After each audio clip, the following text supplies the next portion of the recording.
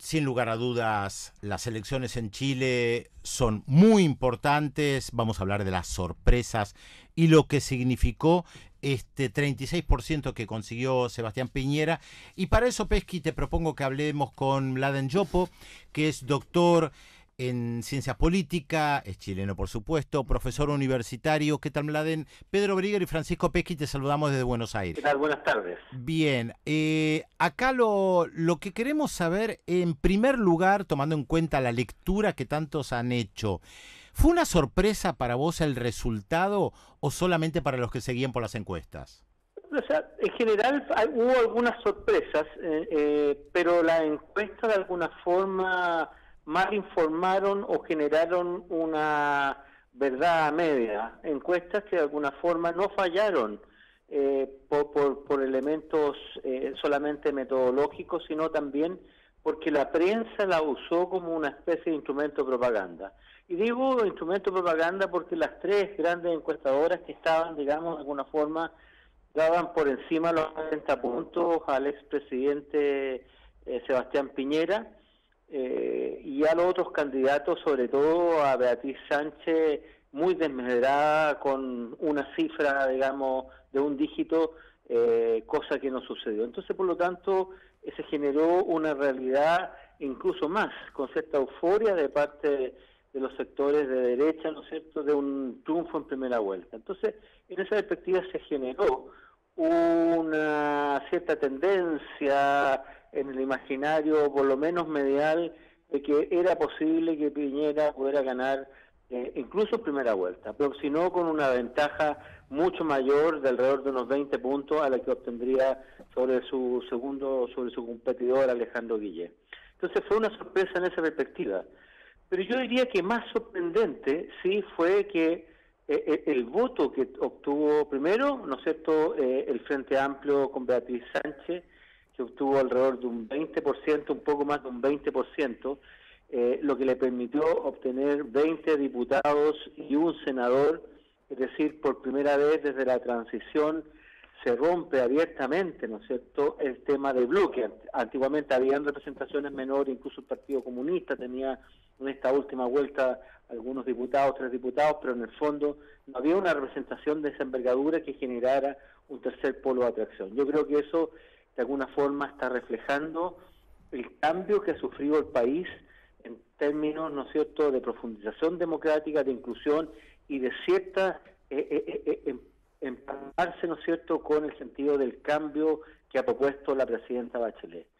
Yo creo que también un ganador fue, en esa perspectiva, Alejandro Guillé, que logró pasar la segunda vuelta por 2 puntos por sobre Beatriz, representando un programa que, si bien fue muy criticado y vilipendiado, ¿no es cierto?, por los medios de comunicación, la derecha, incluso al interior de la propia coalición Nueva Mayoría por el partido que llevó candidato propio como la Democracia Cristiana, logró pasar a la segunda vuelta y con una acción bastante sólida de alrededor de un 22%, un poco más de un 22%. El tercer, yo diría que el ganador de alguna forma, por cierto, el que gana en la primera vuelta, que es Sebastián Piñera con un 36%.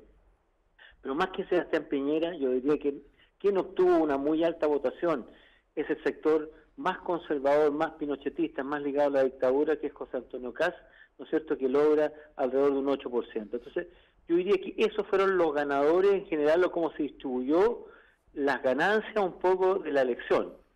La gran ganadora, sin embargo, de todo este cuadro fue la presidenta Michelle Bachelet, donde más del 55% de la votación, desde el arco fundamentalmente de la Democracia Cristiana hasta el Frente Amplio, pasando por la Nueva Mayoría que estaba representada por Alejandro Guillé y por, ¿cómo se llama?, Marco Enrique Ominami, ¿no es cierto?, con el PRO, de alguna forma es el sentido del cambio. Las reformas que ha impulsado la presidenta estuvieron presentes en toda el discurso, en toda la agenda, ¿no es cierto?, que propusieron estos candidatos que representan más del 55% de la votación.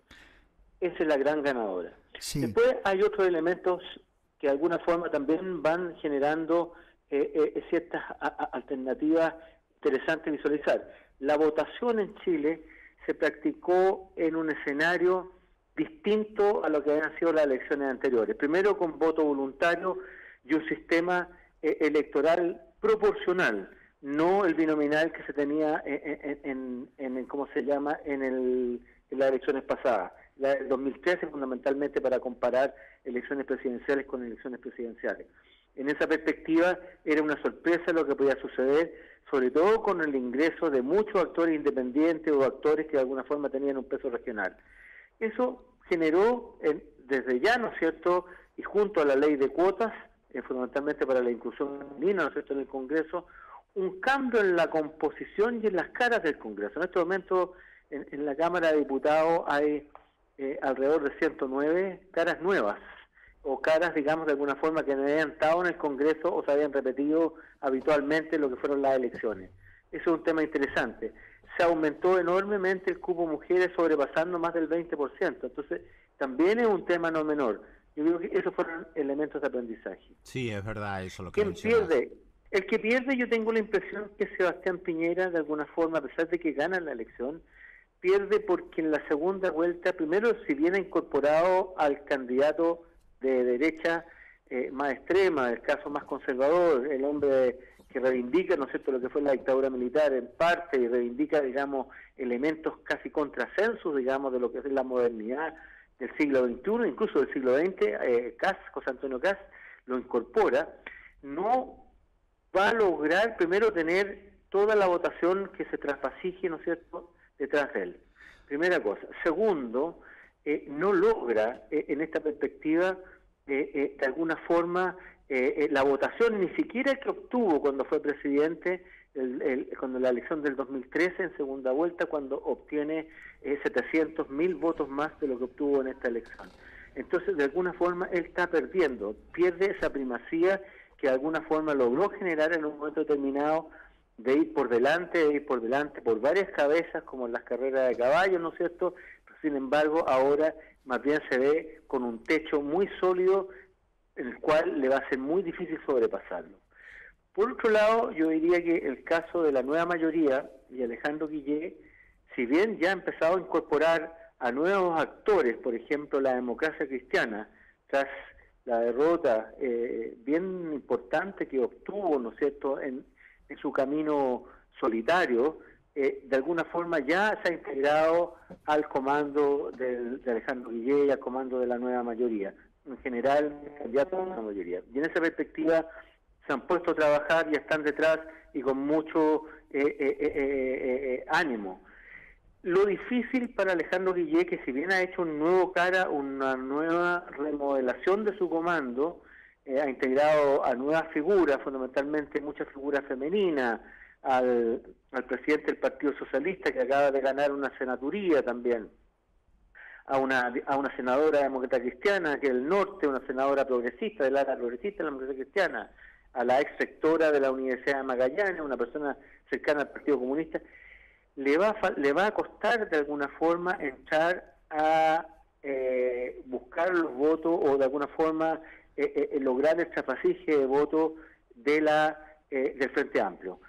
Digo le va a costar porque el Frente Amplio hoy día se encuentra en una capacidad no solamente de ser bisagra o ser el elemento que podría darle el triunfo en la segunda vuelta hoy día, sino que también a futuro el Parlamento va a jugar un rol muy importante con sus 20 diputados y su senador, ¿no es cierto?, en lo que es el juego parlamentario propiamente tal. Claro, ese 20% que mencionás es muy importante. Le digo a los oyentes que estamos hablando con Mladen Yopo, doctor en Ciencias Políticas, profesor universitario, y acá mi compañero Francisco Pesqui también quería sumarse y hacerte una pregunta. ¿Qué tal, Mladen?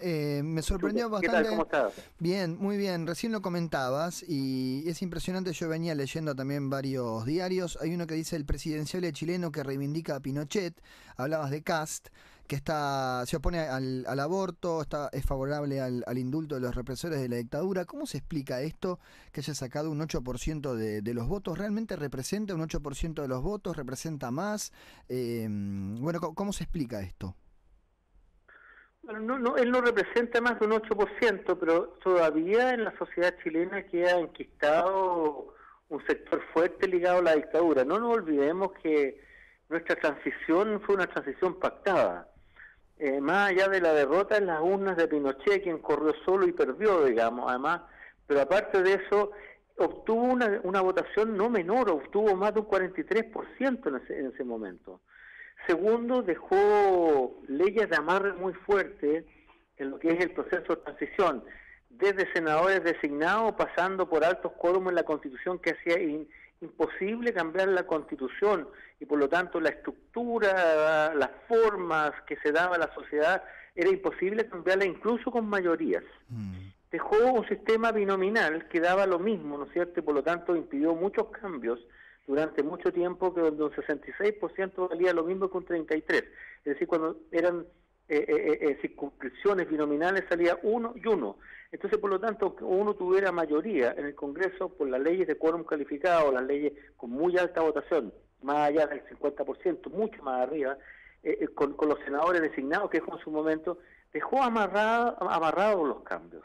Y en esa perspectiva dejó amarrado no solamente a través políticamente, jurídicamente, sino también dejó amarrado con mucha fuerza lo que es el sistema económico, lo que fue el desfasije del Estado fundamentalmente en la compra de empresas públicas, del elemento financiero, dejó muy amarrada en general la transición. Entonces eso implicó que los cambios se hicieran sobre la base de los consensos, lo que fue una transición exitosa en esa perspectiva, a partir de los actores de veto que habían, ¿no es cierto?, los actores que eran capaces de vetar todo lo que era la realidad nacional, las propuestas de la realidad nacional, se avanzó y generó retornos democráticos importantes, pero igual desconquistado a este número de personas, digamos, que no es menor.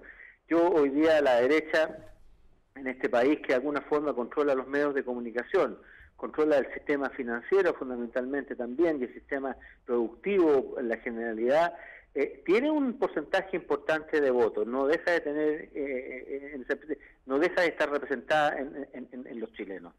Más allá de que la mayoría del país hoy día opte por los cambios, opte por una postura más progresista, una postura más socialdemócrata, por llamarlo de alguna forma. Ahora es interesante lo que decís respecto de las mayorías, porque a mí me llamó mucho la atención un titular del portal de noticias El Mostrador, que el lunes titulaba Chile amaneció a la izquierda, y la sensación que uno tenía en las últimas semanas, por supuesto muy inducidos por las encuestas y por los grandes medios de comunicación, pensando en el contexto latinoamericano, es que Chile giraba a la derecha, y ahora resulta que amanecimos y parece haber un giro a la izquierda, en el más amplio sentido de la palabra. Vos decís progresista, socialdemócrata, no importa el calificativo que utilicemos.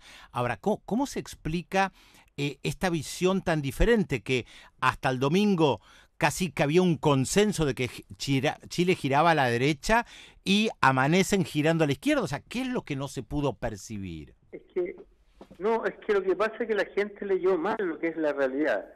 En esa perspectiva hubo muchas encuestas a lo largo de varios años que estaban graficando este giro hacia la izquierda. Por ejemplo, en lo que son materias del aborto, las 3 causales de aborto que se acaba de aprobar, que le costó mucho, la presidenta incluso se llevó a otro órgano que dejó amarrado Pinochet en el Tribunal Constitucional, se llevó después de la votación, la derecha lo llevó ahí para que dirimieran el tema. Pero las 3 causales de aborto, por ejemplo, que son por causales que tienen que ver con inviabilidad del feto, violación y vida de la madre, de alguna forma era apoyado por un 82% de la población. Cuando encuestas como estudios del PNUD, por ejemplo, dan cuenta de la percepción que tiene la gente, por ejemplo, del empresariado o el general del capital, o cómo de alguna forma ven a las personas, digamos, frente al poder económico, también uno se da cuenta que había un giro. Cuando uno ve en la perspectiva, en el sentido de lo que son los elementos de inclusión que se estaba aprobando en general en el último tiempo, el apoyo, por ejemplo, al matrimonio igualitario o lo que son ciertas reformas, la reforma vocacional, el apoyo es masivo. Entonces, había una mala lectura. ¿Qué pasaba? Que el problema es que la presidenta tenía una baja adhesión en el último tiempo, no es porque en el fondo la gente estuviera en contra de las medidas que estaba impulsando, porque como vimos ahora, un sector tan amplio como el Frente Amplio quería medidas mucho más profundas y por lo tanto no le satisfacían las reformas que de alguna forma tenían que estar mediatizadas con el voto de la derecha a veces, que de alguna forma no fueran tan profundas. Entonces, no lograba, parecía, ¿no es cierto?, o los medios hacían parecer que las medidas de la presidenta tenían una oposición mayoritaria, y lo que no era así, tenían oposición desde la derecha que no querían hacerla, pero la oposición desde la izquierda es que querían profundizar aquellas medidas. Entonces, hubo una distorsión constante de la prensa frente, ¿no es cierto?, a lo que son las percepciones y las adhesiones públicas. Clarísimo, Mladen, lo que está diciendo. Una última pregunta. Yo hago los cálculos matemáticos y si bien una segunda vuelta, siempre digo, es otra elección, y veo que Piñera tiene 36%, suma el 8% de Kast, puede llegar al 45% de los votos. Me pregunto cómo puede hacer para lograr otro 5% para ganar en segunda vuelta. Yo no lo veo. Te lo consulto a vos, que conocés más que yo de la realidad chilena. ¿Cómo puede hacer Piñera para ganar en segunda vuelta?